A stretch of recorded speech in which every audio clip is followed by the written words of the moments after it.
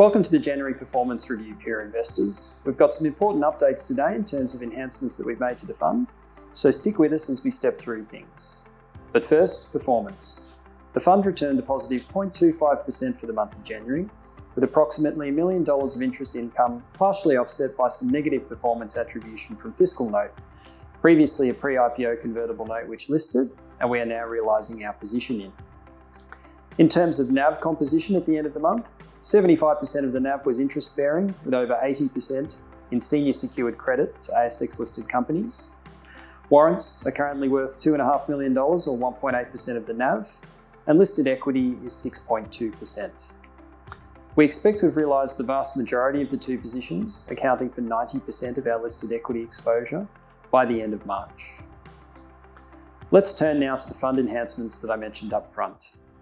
There have been several important conclusions we've been able to take away from the challenges of the last year. These have led to new initiatives to the fund, which we began implementing in January, and we'd like to take you through these today. These initiatives include enhancements to 4 key factors: deal construction, valuation approach, cash management, and key updates to the website. Firstly, deal construction. We continue to look for ways to drive long-term returns that, like our approach with warrants, is an innovative solution for companies, but also gives our investors access to superior risk-adjusted returns.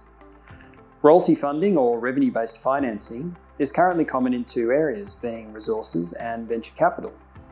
But we believe there is a substantial opportunity to bring this tool to ASX-listed industrials companies. In fact, we've already proven the merits of this approach with existing investee company Mightycraft, where the fund has negotiated a royalty on sales of its highly successful Better Beer product. This royalty is currently adding over 3 percentage points of interest income to the position's yield per annum, and runs past the term of the loan. Now, to be clear, we're not looking to royalties to replace warrants when we originate new transactions, but rather for them to be additive through negotiation as opportunities arise. We are currently in negotiation on additional royalty opportunities within the existing portfolio, and have just struck our second agreement, which we expect to be able to share with you soon.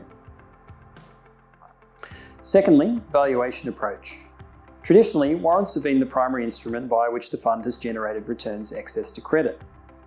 Whilst this can be very profitable, if corporate execution falls short of expectations, or we experience an aggressive sell-off in small caps, as seen in the last 14 months, the warrants may not make a contribution to performance, or even worse, detract from it. Even though we value the warrants conservatively, in our view their volatility still adds too much noise to the monthly unit price. We have therefore implemented a new policy to write off the initially calculated warrant value on inception of a new position. Now, to be clear, this won't impede our ability to capture the upside of warrant performance, as we currently do, should the underlying share price perform. But what it does mean is that the unit price will not be subjected to downward pressure if the value of the shares underlying the warrant fall below the share price at inception of the facility. In the past, the warrant value has been as much as 10% of the value of a new investment. If it then subsequently materially declines, this can offset the accrual of interest at 10%. By removing the ability for this to occur, the unit price should reflect a more steady accrual of interest. This won't entirely remove volatility, as we still need to mark-to-market our warrant value if the underlying shares trade up in value, but we do expect it to assist in creating a more consistency of performance. Thirdly, cash management. One of our challenges over the last 4 years has been managing cash. We have both unpredictable inflows from investors and unpredictable outflows in terms of timing of deployments of capital. Over the life of the fund, we've averaged over 20% cash, which has diluted our returns. We've looked at many different approaches to manage this better, some of which have been marginally successful. However, we've now implemented 2 policies that should largely mitigate the drag effect. Firstly, on capital deployments, we're being far more aggressive on charging prospective borrowers holding costs if transaction documentation takes longer than expected. And secondly, we are deploying all excess cash into a diversified portfolio of investment-grade floating notes, managed by an expert bond manager with 3-day liquidity.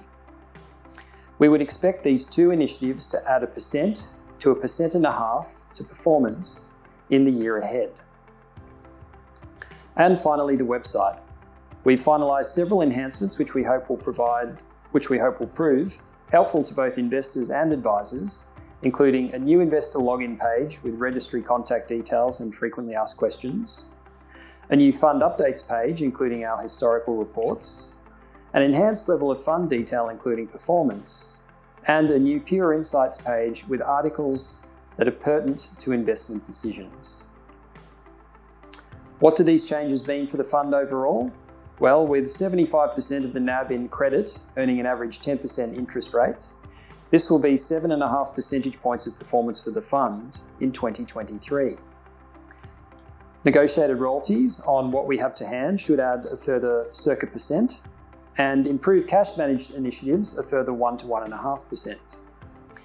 We're therefore looking at the fund generating something in the order of 8.5 to 9% of performance before fees, before any warrant or realised equity gain contributions, before any new loan establishment fees, and before any penalty interest or other benefits of any negotiated outcomes that arise through the year.